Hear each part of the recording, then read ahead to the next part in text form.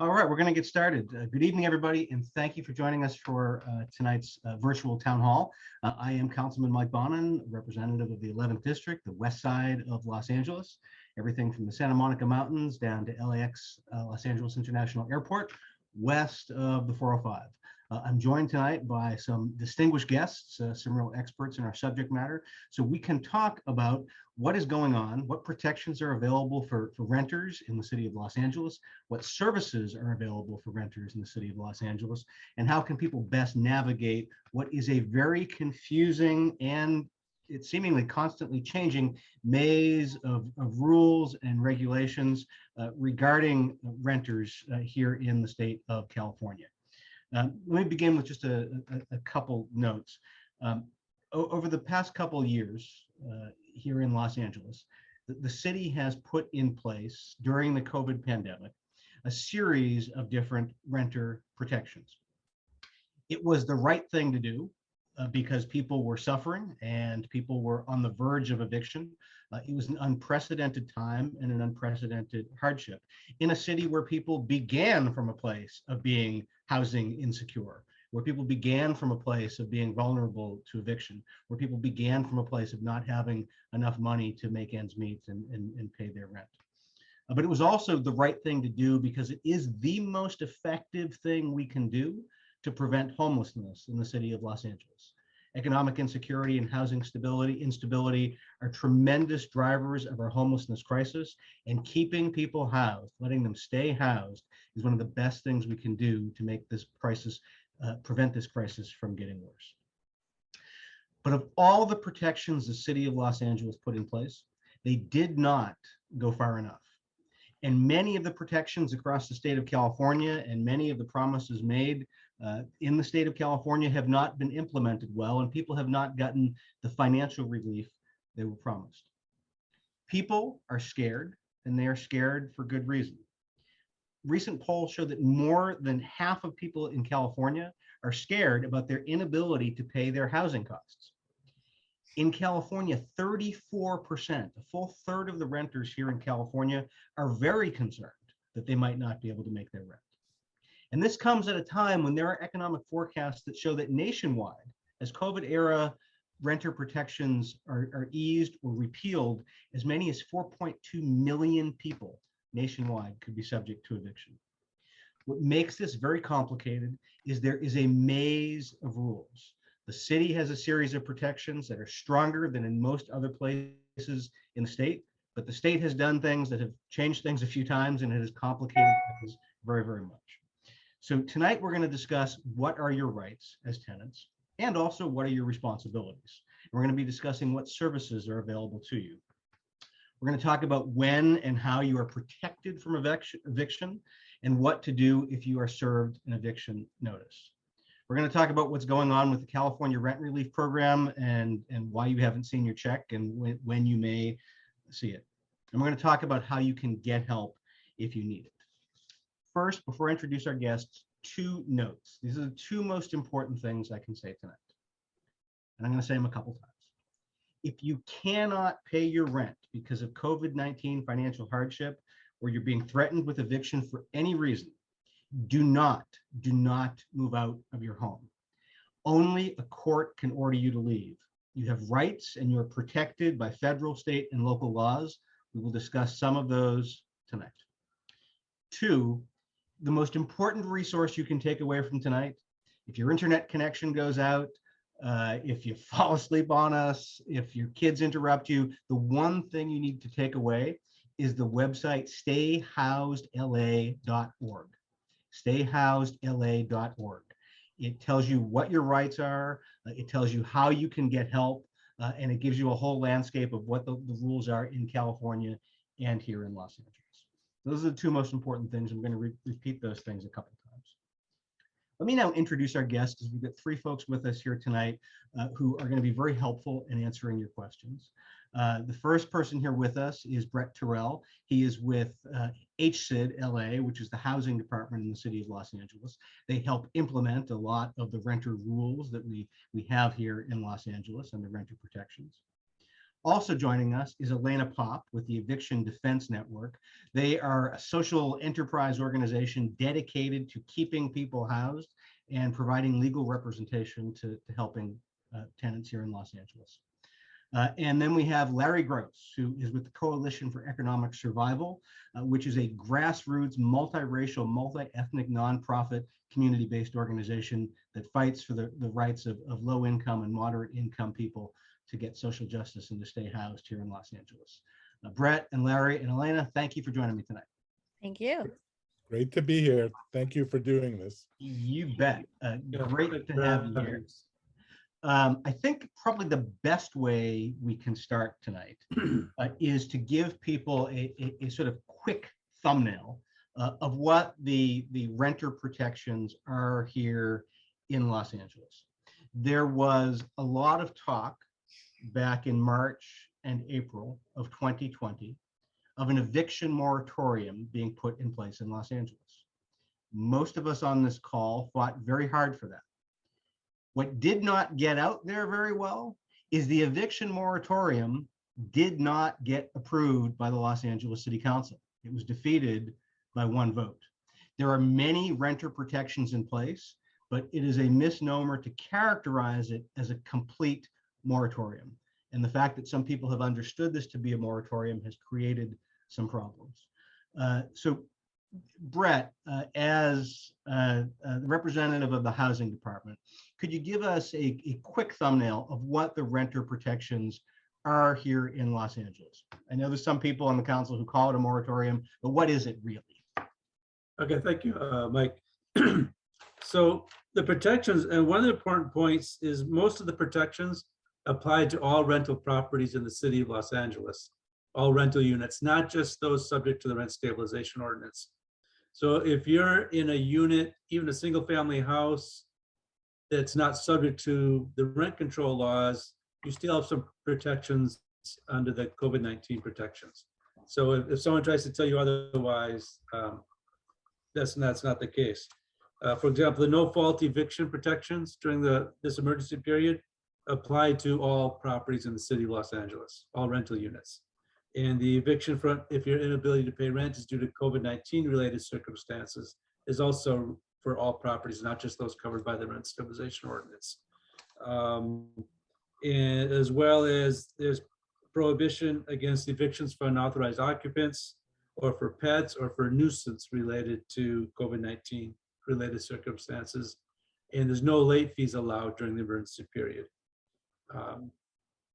So those are the basic protections, and they apply to all rental units in the city. And Brett, do you want to talk about rent increases? Oh, that's a very good point. For the units that are subject to the rent stabilization ordinance, no rent increases are allowed until 1 year after the emergency period is over. A landlord may apply for certain rent increases that require department approval, for example, capital improvement or seismic retrofit. But even if those are approved, they cannot collect them until 60 days after the emergency period is over. So if you're in a rent controlled unit and you get a rent increase notice, please contact our department and we can check into that. And I'm sorry, Mike, just one other point. You should talk about the Ellis Act of protections as well. And for those subject to the rent stabilization ordinance, the no fault evictions for the Ellis Act, which is when they remove a property from the rental market to demolish or for another use, those are not allowed until 60 days after the emergency period ends. So let me break some of that down and let me underscore a little of it, because I want to make sure that folks really get the sort of the big headlines of it and some of the key bullet points.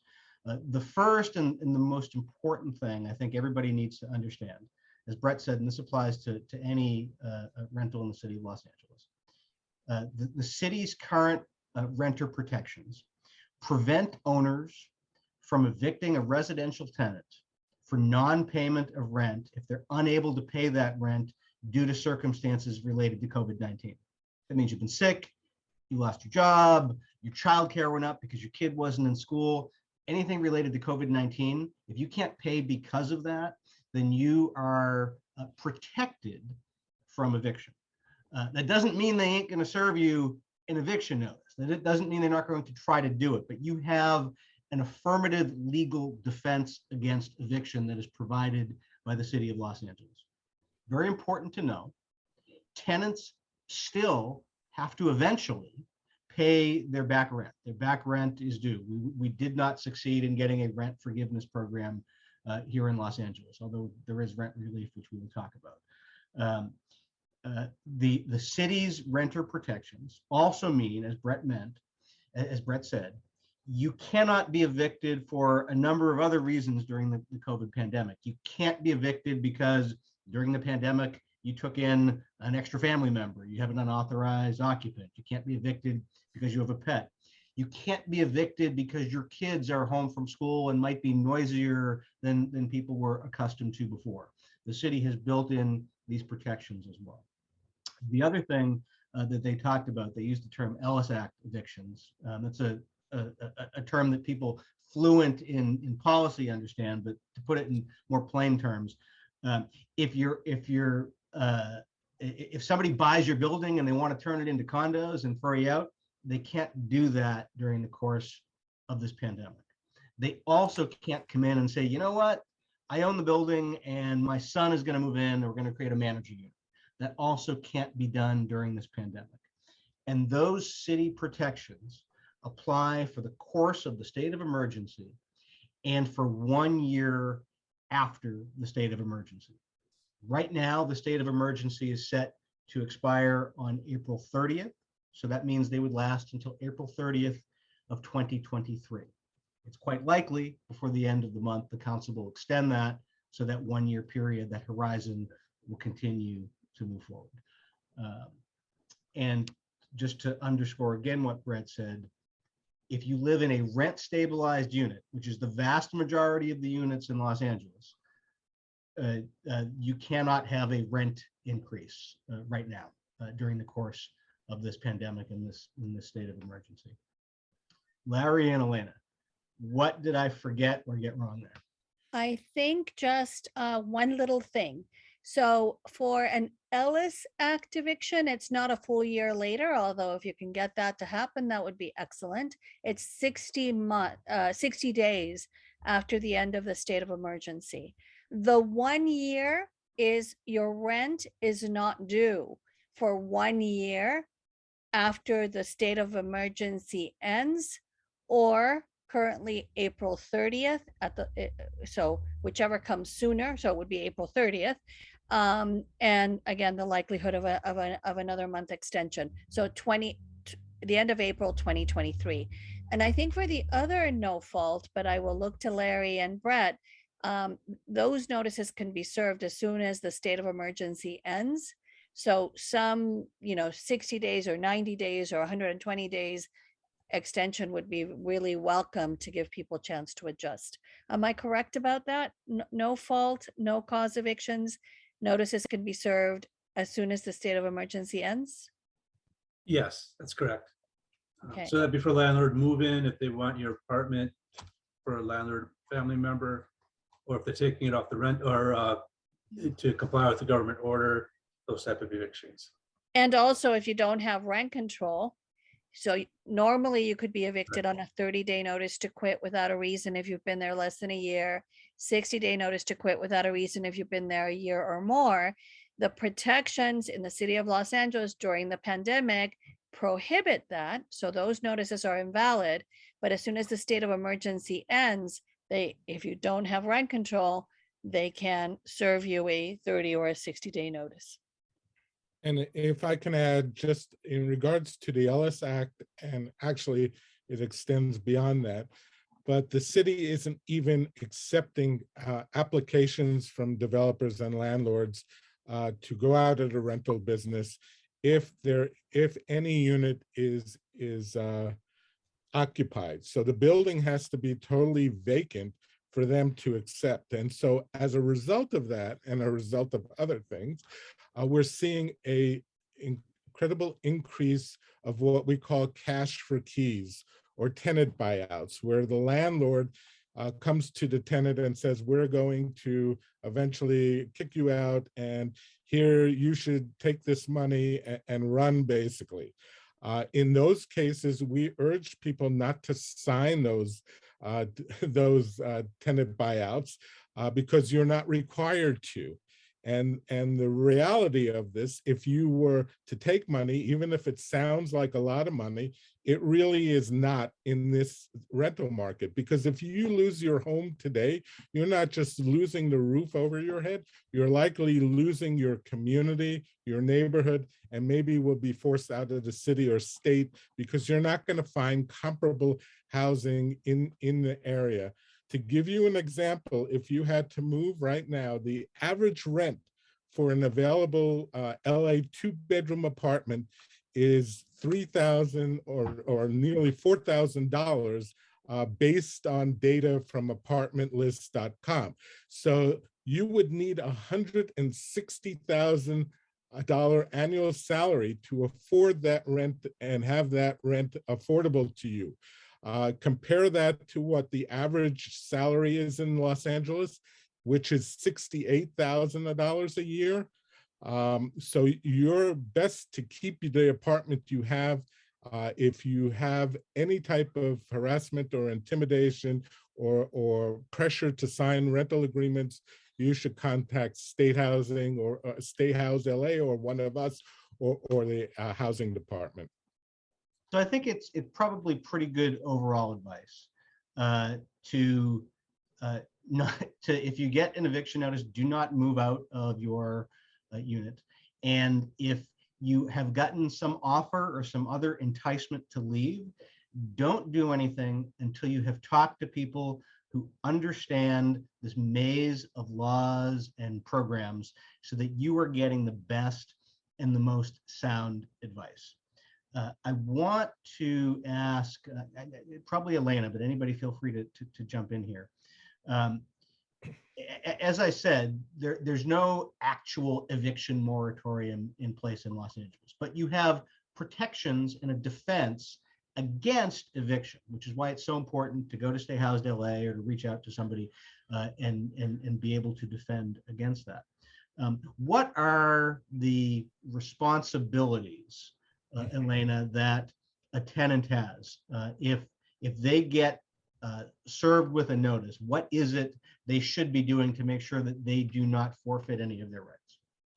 First thing you need to do is go on stayhousedla.org and find a webinar. If you have a notice from your landlord, find a webinar. You can also seek legal assistance, but those cases are lower priority for us, so we will not get back to you right away. And so immediately go to a webinar.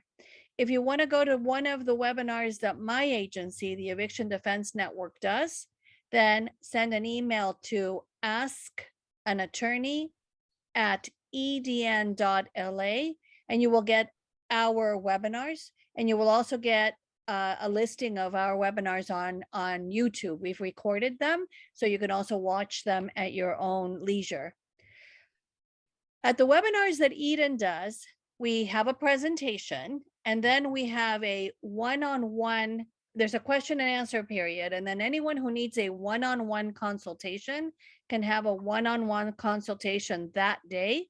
And we also have overflow days. So that's the place where you can get consultations about what to do with that notice from your landlord. We'll analyze the notice. We'll tell you if it's legal or completely illegal. We'll tell you how to respond to it. And we'll tell you what to do if it turns into an actual eviction in court. So get yourself informed. We also have started a tenant support group on Friday nights, and you can get that listing also at Ask an Attorney, where tenants who came to these webinars and were absolutely just frightened, stressed out, impossible to work with. A lawyer cannot work with someone who is so stressed out that they can't listen. People who are stressed out make bad decisions. So we have this whole empowerment program. Friday nights, tenants who are very, very empowered will tell you their stories and how they went from crisis to victory and to success. And I find that my clients who go to the Friday night groups are easier to work with. They make good decisions. They're not frightened by their situation. They become powerful actors in the situation as opposed to victims. So I really urge you to take advantage of all of that. You can get the links at askanattorney@edn.la. So Thanks. if I can add on that, and what Elena says is so important. We have very strong laws on the book in the city of Los Angeles, but they're a piece of paper unless tenants exercise their rights and know their rights to ensure that those laws are enforced. If you don't have the knowledge and are equipped with the ability to respond to what your landlord is doing, you might find yourself out on the streets or out of the city. And so it's important, if anything happens, you do contact one of our agencies or organizations. We similarly we're part of Stay Housed LA, and we do work there, but we also have our own tenants' rights clinic, which we hold every Saturday morning at 10 a.m. And that's where tenants can come. They will go into a breakout room. We have a number of attorneys who volunteer their time. They will get individual counseling. All a person has to do is send an email requesting a link for the day you want to come at this email address right up above my head, helpinglrenters@gmail.com. We'll send you the link, and we'll assist you to the best of our ability. Thanks. Excuse me, Mike, if I could also throw in, also at the same time, I usually suggest people do both things: get legal counsel, go to webinars, and also file a complaint with Housing Department. They can contact our hotline 866-557-7368, or go to housing.lacity.org and open a complaint. An investigator will be assigned. We'll take a look at the paperwork and tell you how the city protections apply, both the rent control protections and also the COVID-19 protections would apply to your situation. I want to make sure, thank you, all three of you, for those answers. I also want to make sure that we cover what the responsibilities may be for a tenant prior to the point in the discussion that we've just been at. If someone has been unable to pay their rent due to COVID, if I'm not mistaken, correct me if I am, they should be providing a notice to their landlord that they are unable to pay. And there's actually a form on HCID's website. Am I correct in that, Brett? Yes, it's urged that people do that. It's not a legal requirement in the city ordinance, but you can, if you don't do it, then the landlord's going to serve you a 3-day notice, and then you're going to have to do it then. But it's also the polite thing to do. You're not sending your rent. Right. Send the notice that's on the city website. It's very easy, and you should do it every month. And if you can avoid having your landlord serve the notice, and once a landlord, Elena probably answers better than I could, but once they serve, if they go to the trouble of filing an unlawful detainer, it's much harder to resolve. So if you can resolve it ahead of time by giving the landlord that information, it's generally a good idea. Yeah, I mean, you should give them the notice, but you're not required to give any other financial information or medical information. They're prohibited from asking. All you need to do is the basic notice. And there's a number of questions we got in advance from people. Some of them are specific, and I'll ask some of them. But they all sort of come from a master question, which is something to the effect of, I read in the paper a week or two ago that the state has changed a bunch of different stuff. Does that impact things? Does that change what the protections are in Los Angeles? And the first sort of specific question we got about that, so you can take the general and the specific, is if I can't pay my rent for April or May, is my situation different than it was before? It is. Between March of 2020 and the end of March of 2022, if you had applied for the state assistance, you also had protection from eviction under the state law. But for tenants in in the city of Los Angeles, because our city council made your rent during COVID, if you're COVID impacted, not due for 12 months after the state of emergency ends, you cannot be evicted for that rent. But if the landlord serves a notice, you should respond, send the notice from the notice that you can get off of the HSID website. And if the landlord files an eviction action, you have to respond in court. And so you should go to stayhousedla.org and request legal assistance the moment you get anything from a court. I also strongly advise people to not ignore their mail. Many landlords will not serve the summons and complaint that starts the eviction action. They say they did, but you will never see it. The court will send you a courtesy notice, 2 copies at least. It's 1 to every tenant that is being evicted and 1 extra one. So at least 2 copies to your house. But too many people do online bill paying and all of that kind of stuff. And so you don't check your mail. And then you finally find it when it's too late and you've already lost. So you need to be checking your mail daily. And if your landlord controls your mail, you need to get informed delivery from the post office so that you can prove that, so that you'll have some evidence of mail theft if in fact the landlord takes that piece of mail and you don't get it. But I tell my clients, meet the postal carrier. You know what time they come every day. Meet them and get your mail, especially if your landlord lives on premises or controls the mail.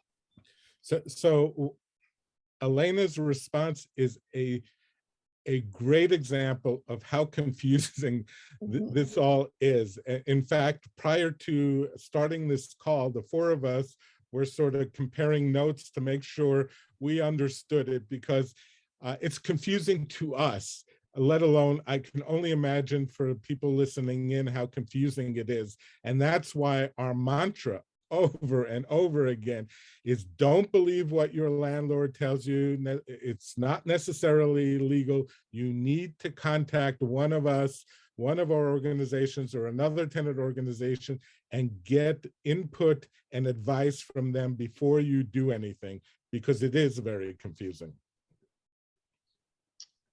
Thank you. One thing I think we should talk about, because it was a frequent topic in the questions that we received in advance, is money and is rent relief.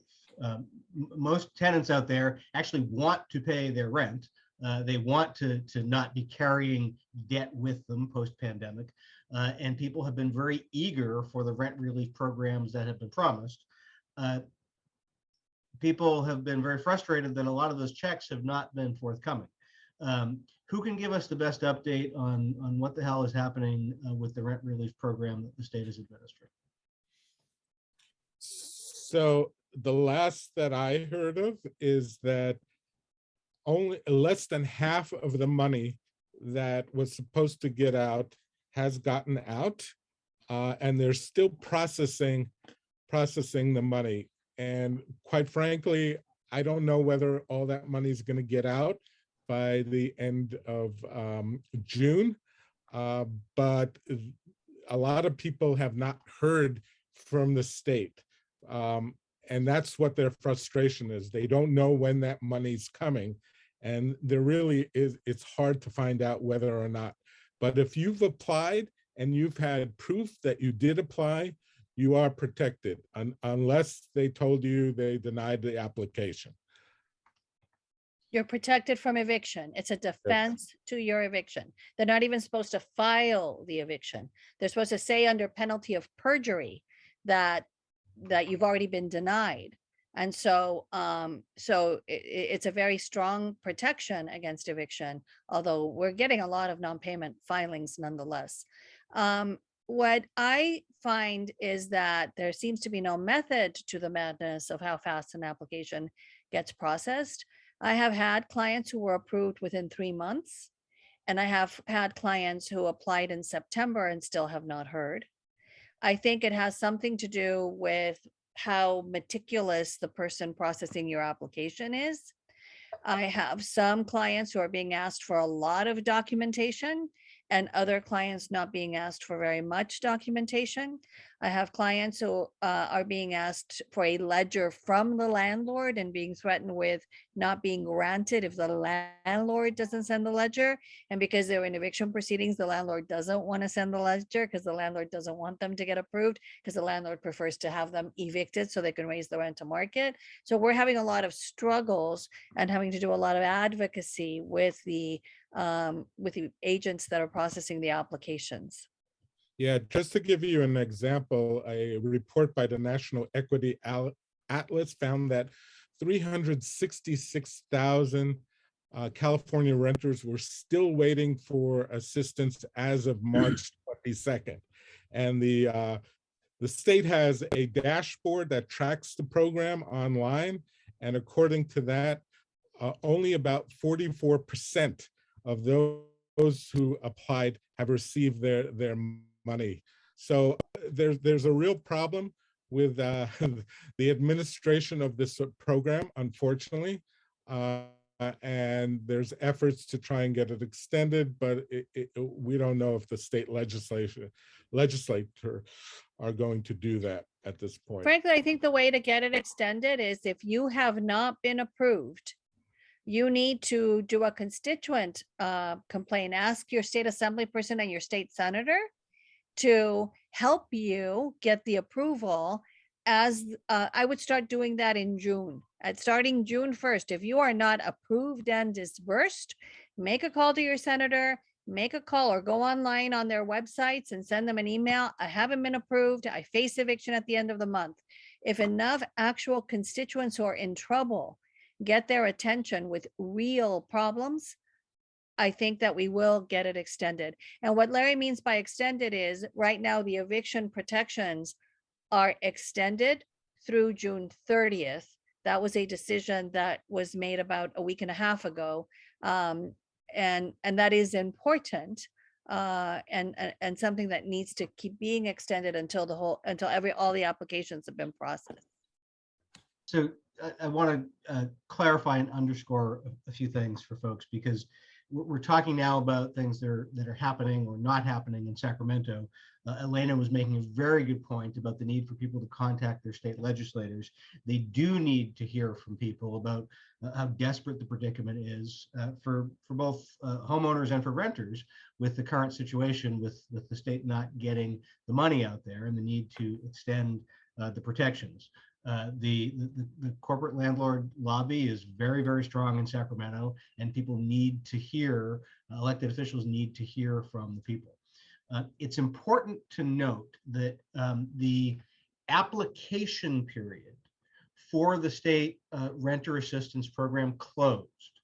It closed at the end of March.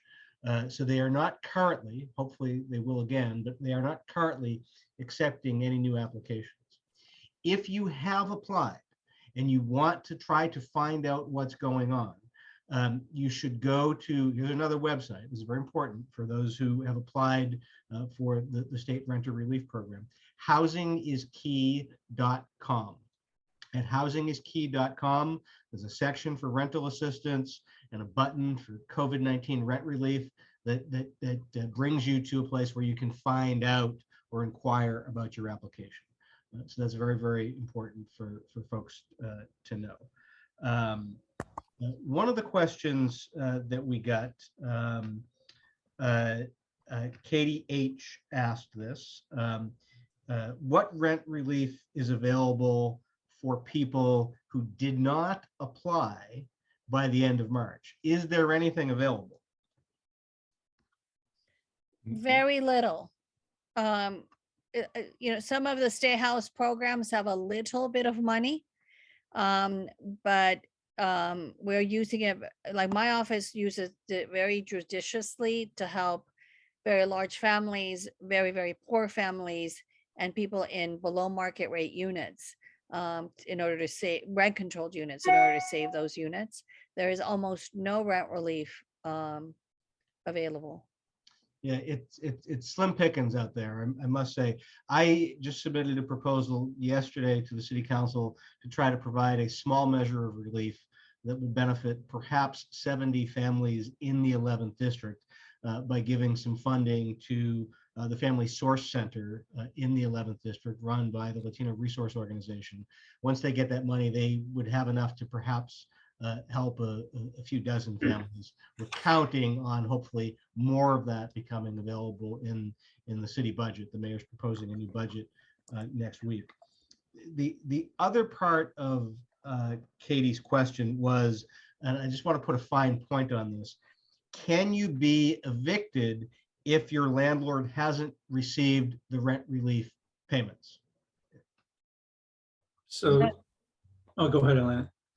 No, as long as the application is pending or shows that it's been dispersed, but they haven't gotten it. Brett? Right, and I just could also remind everyone that the city of Los Angeles protections are still in place as well. So you want that extra layer of protection like Elena was talking about, but there's also the protection if you're unable to pay it for COVID-related circumstances, that's still in play. So yeah, the two layers if you got the application pending. Okay, great. A couple questions we got in the box here. Yvonne Annette is asking if an illegal lockout happens, how long does it take to get resolved?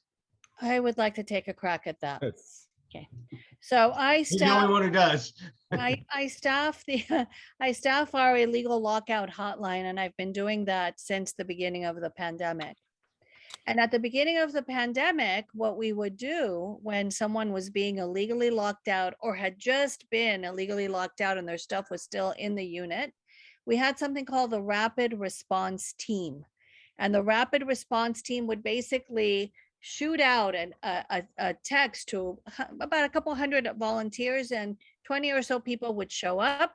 And if you could prove to them you were a tenant, a lease, rent receipts, driver's license and ID with a unit address on it, they would put you back in or stop the lockout. And then we would wait for the police to come. We were not calling the police because every time we called the police, they would side with the landlord. We were waiting for the landlord to call the police, and then we would advocate. And we were having a 99.999% success rate with that. Many of those volunteers have gone back to work. The rapid response does not work as effectively. If you want to have that kind of rapid response available to you, you must join your local tenant union, and you must or the Alliance of Californians for Community Empowerment. Those two organizations, I don't know if CES has rapid response, but those two organizations do not let their members get locked out, and they activate rapid response for their members. And sometimes they still activate rapid response for anyone, but it's a lot harder to get a bunch of people out in the middle of the night when you're being locked out if you've never had any contact with them. What we do now with rapid response is I call the landlord, I threaten to sue the landlord, I explain to the landlord that this is a violation of both the civil code and criminal laws. The tenant calls the police, I advocate with the police officers, I advocate with the watch commanders, and it has a 32% success rate. Much lower success rate without those activists going out and putting people back into possession. And then your remedy then, if you're locked out and we can't get you back in, is to sue your landlord. Unfortunately, most of the bad actors on the illegal lockout front are mom and pop landlords. Corporate landlords know better than to illegally lock someone out, because a corporate landlord will get sued for illegally locking someone out, and there's money to collect for that bad act.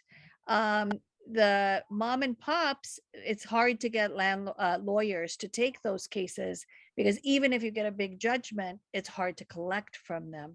And so we are mainly handling those cases through a small claims court clinic that is sponsored by the Legal Aid Foundation of Los Angeles. So I should note, the sun is shining in a particular way, and Elena's one way that makes her look you like the can't see the me white anymore. light from beyond. Let me fix that. Okay. Just to put a very fine point on that question, if somebody comes home from work tomorrow and they find they have been locked out, what's the first call they make? I would say the police. I think it's 911. It is a crime. So you should, right now, you should call the police. And then your second call should be to our hotline, and I will get that number up in one hot minute. You would think I would have it memorized by now, but I don't. The hotline number is 213 340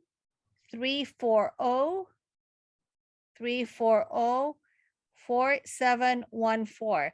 Remember, this is a 24-hour hotline for emergency lockouts only. That is not the number you call if you have a 3-day notice to pay rent or quit. You'd be surprised how many calls I get at 2 a.m.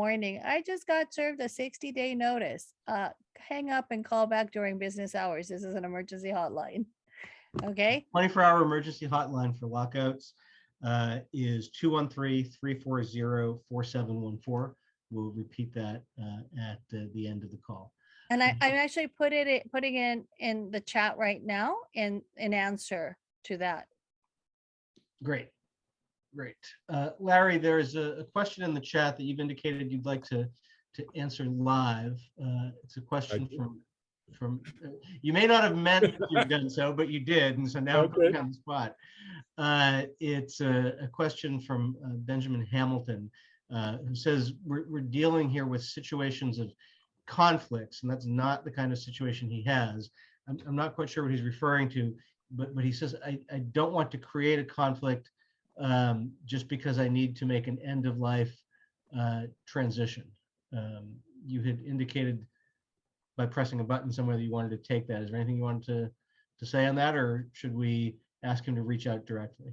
Yeah, he should reach out. I'm not quite sure I understand what the question is. Okay, Benjamin, the question is a little bit confusing for the panelists. So at the end of the call, everybody will be giving their contact information, and I encourage you to reach out, and we will get someone to try to answer that question for you. Another question that we got from a constituent is, what recourse do they have if a landlord has not kept up with repairs? They need to they need to file a complaint with the housing department. If it's a code violation, they should file a code complaint. The other thing is, if they haven't repaired or replaced some amenity that they had when they moved in, they can file for a reduction of service, filing a complaint with the housing department with that, and a housing department inspector, or forgot what they call them, will come out and look at it and decide whether or not it is a reduction of service, and then your rent will be reduced for the amount that you're losing those services for. But people should try and first contact the owner, make a request. It's thought to be 30 days adequate time for the landlord to comply with that request. If not, file a complaint, and we can assist with that at our Tenants' Rights Clinic. It's that's probably a good opening to mention that the city, thanks to the work of folks like Larry and Elena and many other activists, the city recently beefed up a tenant anti-harassment ordinance. And that went into effect in August of last year. And all tenants who live in the city of LA are protected by the law. and it protects tenants against 13 types of harassment, including but not limited to reducing or removing housing services, threatening tenants with physical harm, misrepresenting to a tenant that they're required to vacate the rental unit, evicting a tenant based on statements that the landlord has no reasonable cause to believe is true, refusing to accept rent, inquiring about immigration status, or retaliating or threatening or interfering with tenant organizing activities. That's just a number of different criteria. And the city has put that in place. But it's very important that if you're encountering any of that, that you document it as well as you can in as much detail as you can, dating each entry, and let your landlord know that you are observing this and that you object to it.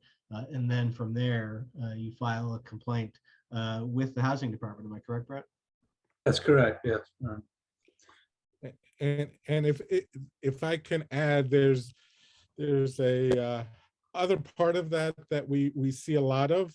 It's a form of harassment in many cases, but it's an attempt by landlords to be able to evict tenants, and that is when a landlord changes the rules, changes the terms of tenancy. We see a lot of that.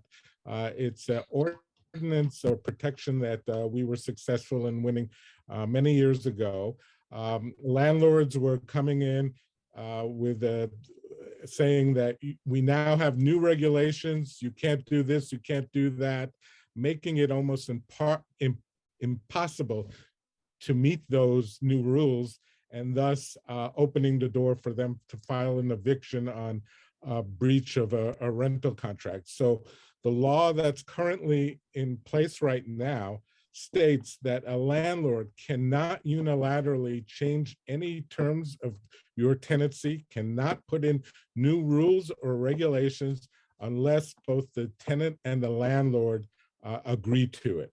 And so if that should happen, if you should get a notice from your landlord telling you you can no longer, use a facility, or you can't have people come over to your homes, or you can't have a pet if you've had a pet for many years, you should contact one of us, because that's illegal. And also, if I could add to that, if your landlord is insisting that you sign a new rental agreement with different terms from your previous one, that gets into what Larry was talking about. They cannot require you to sign a new rental agreement with different terms, and you can file a complaint with our department.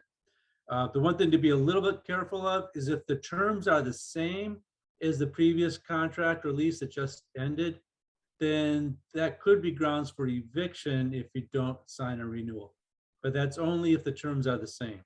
If there's different terms, contact our department and/or legal services, and we'll take a look at it, because they cannot require you to sign a contract with different terms, unless, like Larry said, you agree to the terms.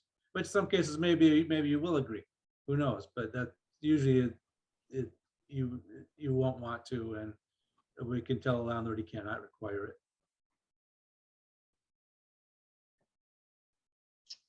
Thank you.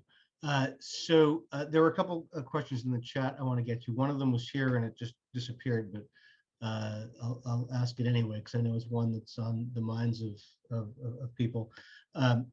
Someone asked, what is being done to help mom and pop landlords who aren't getting their rent paid? And anybody can take a crack at that if they want to, but I'll give the short answer is that the way the state rent relief program was structured was to get money to the landlords. It can either go directly to the landlords or to the tenants to pay to the landlords. It was about helping the tenant and making the landlord whole as well. That was the whole point of the program. We would have been a hell of a lot better if we had done a nationwide rent and mortgage relief program that took care of everybody, but we didn't go there. But anything anyone want to add about the assistance for the mom and pop landlords? Just that you've covered it. That's basically the money that exists for landlords. I believe the city also made some changes to its rent escrow account program to allow for small mom and pops to be able to use the money to make repairs. Generally speaking, we want to keep mom and pops in business, and usually you have the situation where it's the best relationship between tenants and landlords, not always, but for the most part. And we're really worried about mom and pop landlords losing their properties and being taken over by corporate landlords, which we're seeing a lot of that going on now. And the corporate landlords come in and they either demolish and Ellis the building, or they use they're more tactful and in trying to get people out. But just like tenants, we're all in the same situation of trying to keep people's roofs over their heads, and the tenants are struggling, as much. So. And also, if your loan is federally insured, then there are great programs for relief. My loan is federally insured. At the beginning of the pandemic, I had to lay off all my staff until we got funding, including myself. And my mortgage was, all the payments while I was laid off got tacked on to the end of my loan with no impact on my payment or on the interest. And so, yeah, I'll be dead by the time it's paid off, but who cares, right? So I was able to actually volunteer and keep my agency open for an entire year because of that loan program. And I think a lot of people have not looked into what their own mortgage company can do for them if they are COVID impacted.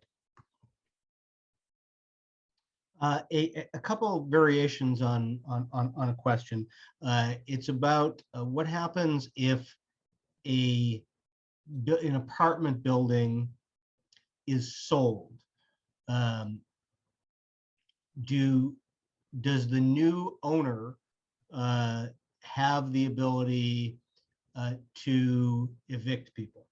The same rules apply to the new owner as the old owner. The new owner assumes all the responsibilities and everything that's been in place. So just because they're a new owner, they do not have the right to evict. They have to, again, there has to be just cause reasons why. They are bounded by the COVID protections, or the tenants in the building are continue to be protected, and everything is the same. Except the attitude. Yeah, right. So what changes is the treatment and the attitude. So you might see the typical pattern is they'll send someone around trying to pick off the low-lying fruit, the people who are going to be frightened, and they'll offer you money to leave. And if you're frightened by it and take the money and leave, then you will lose your housing unnecessarily. So don't be low-lying fruit. Say, no, thank you. I am not interested in your cash for keys offer. If you don't take the cash for keys offer, it'll escalate, usually a pattern of stick and carrot. They'll offer a little bit more money, and if you don't take that, then they'll start enforcing rules that have never been enforced. You'll start getting notice after notice. Maybe they'll stop making repairs. And at the same time, they'll start coming more and more often. And what I tell my clients is, tenants often tell me, I'm being harassed. Okay, how are you being harassed? They're texting me all the time. Block the text. You have no obligation to be taking tests for you. Send one text that says, you cannot communicate with me by text. Please send me a formal notice. They keep calling me. Don't answer the phone call. Use caller ID and insist that they give you a formal notice. They keep knocking on the door. The LA Tenants Union, all the tenants unions, and ACE, I don't know if CES has one of these, have these. This house is protected by the tenants' rights movement. Do not knock, do not call, do not text. Put your what you want in a formal notice so I can take it to my tenant union and our solidarity attorney. Most landlords will back off with those tactics. And then for the 10% that don't, the 10% that continue escalating, the tenants unions, organizations like ACE, will actually take the fight to the landlord's home. You're harassing our tenant? Okay, we're doing a protest in your house, at your house. And that usually takes care of the 10% that continue to harass after the tenant has asked them not to harass. Let me add that since 2001, we have lost 27,817 rent-controlled affordable units due to the Ellis Act, which we had talked about previously. And unfortunately, that amount has ticked up the first quarter, and it's because of a state law that handcuffs local government. The vast majority of those Ellis Acts are by speculators and corporate landlords who have bought the rent-controlled units for the mere purpose of evicting tenants and converting it to luxury housing. We currently have a bill in Sacramento, AB 2050, that would try to provide some protections locally from that. But that's the type of thing you'll see with a new owner. They're usually buying those buildings because they have something other in mind as far as what they want to use that property for and who they want to rent it to. And one thing to remember too, for the units covered by the rent stabilization ordinance, there are certain requirements. They can't just offer the tenant a pile of money.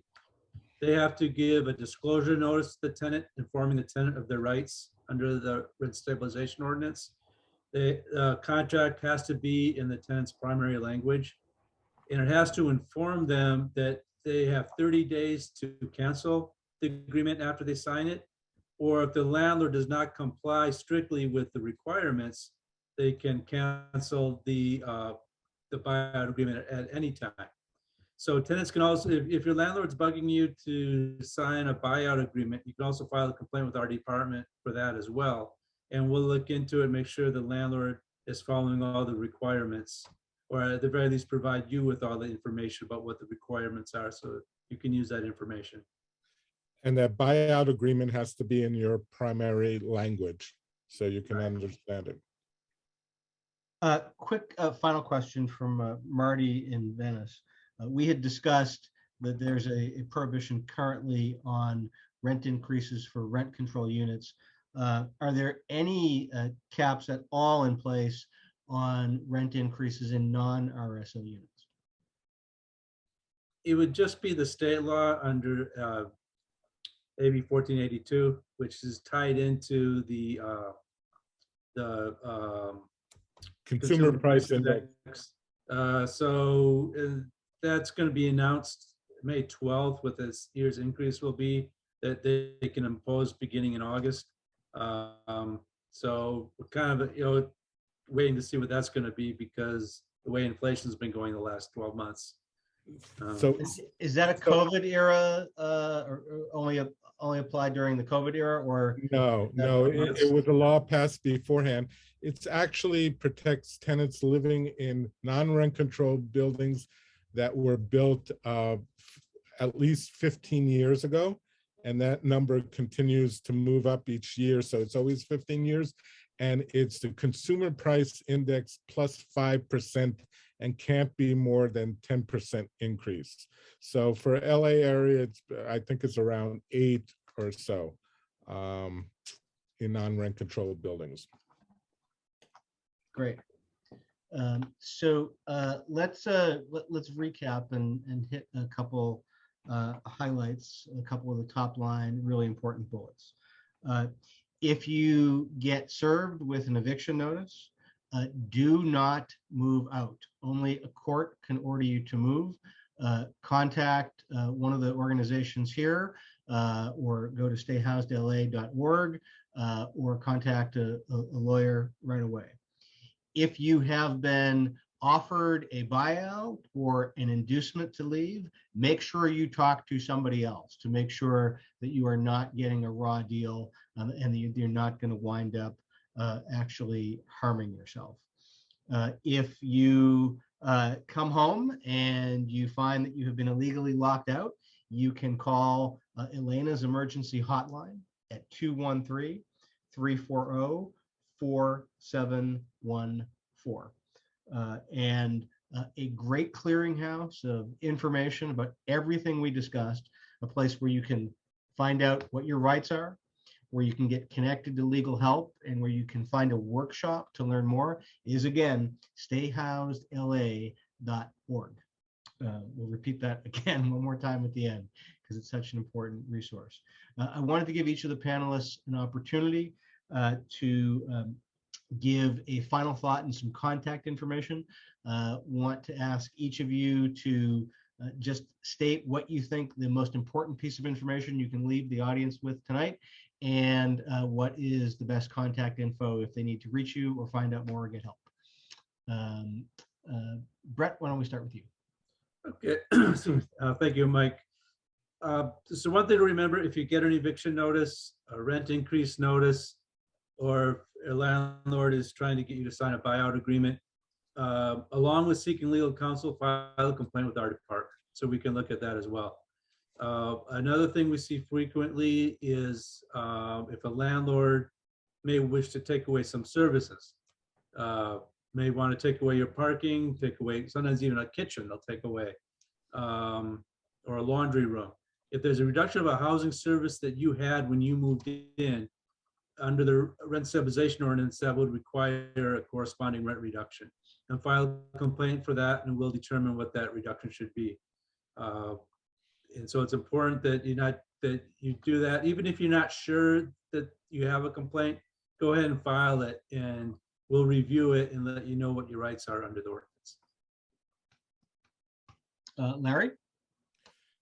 So the most important thing is for tenants to know your rights, find out about what your rights are, exercise your rights, and enforce your rights. If you get anything, you need to contact an organization to advise you. As I mentioned, we do a tenants' rights clinic every Saturday morning. You can request a link to register by sending an email to helpinglarenters@gmail.com. The clinic is held virtually over Zoom. The last thing I want to say is that for people listening in, to recognize what they have in their elected official. Mike Bonin has been the fiercest fighter on behalf of renters in the city of Los Angeles. He is committed to tenants' rights and ensuring those rights are expanded, and we're sorry to see that you won't be with us after the first of next year, and it's a real loss for tenants and for this community, and we wish you well. And again, thank you for doing forums like this and your stalwart position in fighting for progressive causes on the city council. God bless you, brother. I'm not going to rest until my term ends, and then I'm going to stay active and engaged after that. So I know you will. I'll be out there on the other side, still working with you and fighting for tenants. Elena, final thoughts, contact info? I also want to repeat what Larry said and commend you. Very few elected officials are as accessible as Mike Bonin is, and has been a true fighter.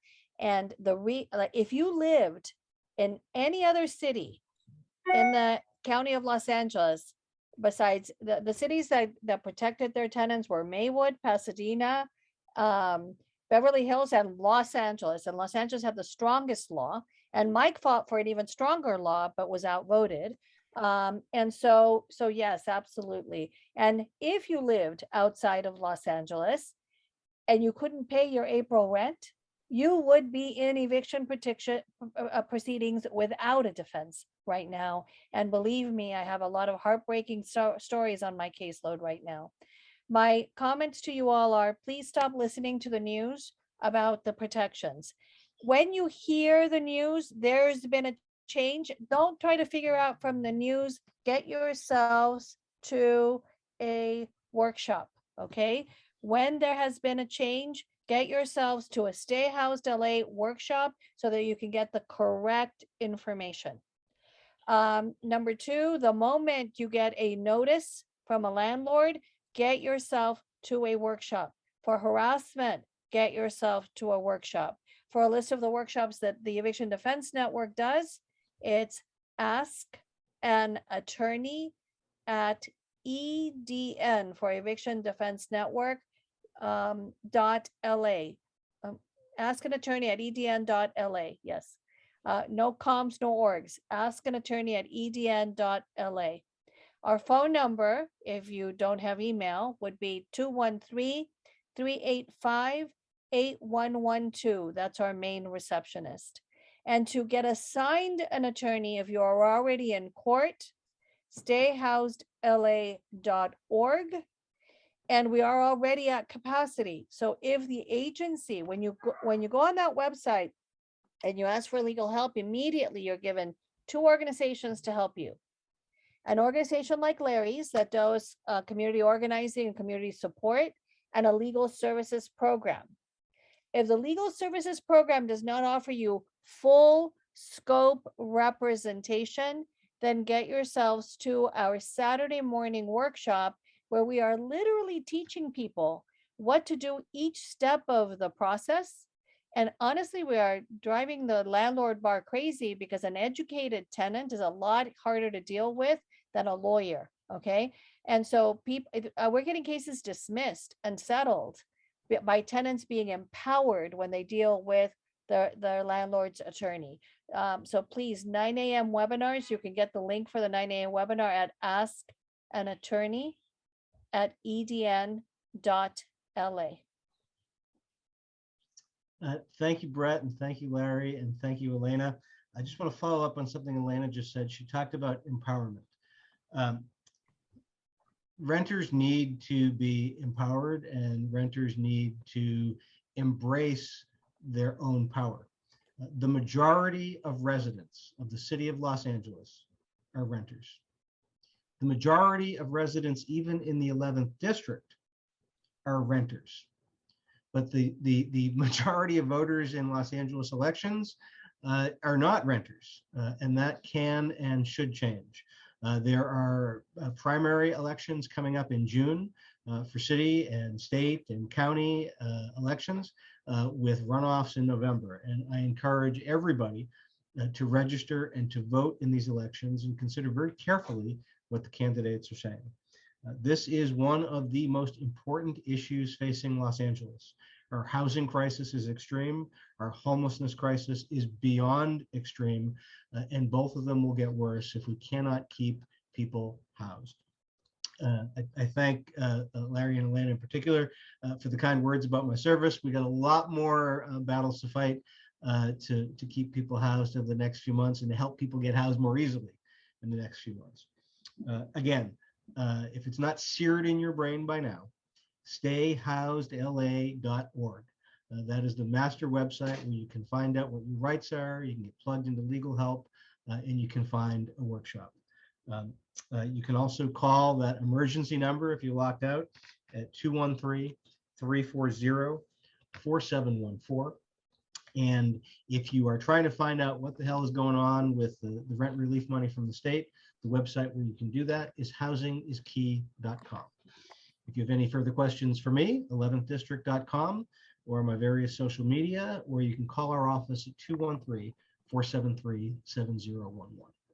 Again, my thanks to Brett and the Housing Department. My thanks to Larry and Coalition for Economic Survival. My thanks to Elena Pop and the Eviction Defense Network, and to all of the people at the grassroots who are working on this issue to inform people of their rights and to help avail them of those rights. Thanks everybody for joining us. We'll hopefully do another one of these again soon. Happy Easter and Hag Sameach.